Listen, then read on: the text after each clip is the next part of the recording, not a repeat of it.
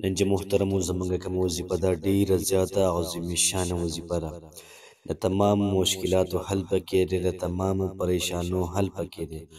دغه رنګې ناګهاني څومره آفات دي د هغې نه د بچاوي دپاره د هر قسمه مشکل حل پکې دی. محترمو ستاسو ژوند په دې کې که چېرته پریشانۍ وي، که دې کې چېرته تکالیف را روان دي، په دې کې سم را روان دي، نو که دا وظیفه څوک کوي نو انشاءالله العزیز په دغه ورځ کې یا په دې شپه کې به الله پاک په دې خلکو باندې تکلیفونه دا نه راولي، مصیبتونه به نه راولي، پریشانۍ به نه راولي. بس صرف محترمو تاسو د ورځې سحر کې دا وظیفه کوئ نو ټوله ورځ به ستاسو د مشکلاتو، تکالیفو، پریشانونو بالکل په امن کې. او دغه رنګې که سحر کې تاسو ویلې، که ماښام کې تاسو دا وظیفه ویلې، نو ټوله شپه به تاسو د الله پاک په امن کې دغه رنګې هر قسم حاجات به پوره کېږي. ورسره محترمو تاسو ته هېڅ قسم لا پریشاني، مصیبت، ټینشن دا به نه وي. محترم یو صحابي نو هغه صحابي دا کلمات به روزانه ویلې، روزانه به دا کلمات وی. ابان بن عثمان رضی الله تعالی عنہ پیر دا حدیث بیانو چې یاره کم سړي دا کلمات سحر ویلې نو ټوله ورځ به الله پاک د دې انسان حفاظت کوي، د دشمنو نه به حفاظت کوي، د بد نظر نه به حفاظت کوي، د مشکل نه به حفاظت کوي، دغه رنګې د پریشانۍ نه به حفاظت کوي، د هر قسم حساب کتاب نه الله پاک بولا حفاظت کوي. یو سړی و نو ابان بن عثمان صاحب ته کتل او خندلې.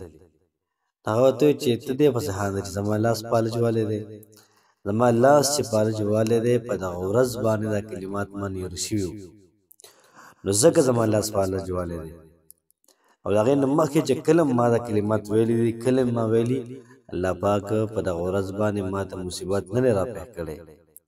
نو کلمات داسې دي، حدیث مبارک دی چې څوک دا کلمات وایي الله پاک به انسان د هر قسمه پریشانۍ، ټینشن، مشکلاتو نه دا به بچ کوي. نو که ستاسو مشکلات دي دا وظیفه شروع کړئ سحر او هم ماښام. بسم الله الذي لا يضر مع اسمه شيء في الارض ولا في السماء وهو السميع العليم. معنا او مطلب دا شو چې شروع کوم په نوم د الله پاک باندې. په ځمکه او په اسمانونو کې د الله پاک د نوم سره ما څوک څه نشي ویلی.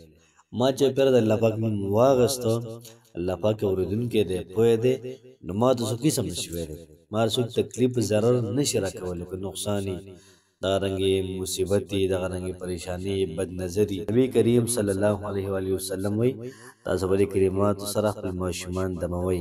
او پیغمبر صلی الله علیه و وسلم د کلماتو په وجه باندې د دې په ذریعه باندې به حسن حسین دا به دمو. که څوک د نظره شوي نو بیا محترمو دا وظیفه کولی شي. ډېره زیاته انتهایي مجربه او ډېره زیاته اسانه وظیفه ده، ځکه د حدیث مبارکه الفاظ دي.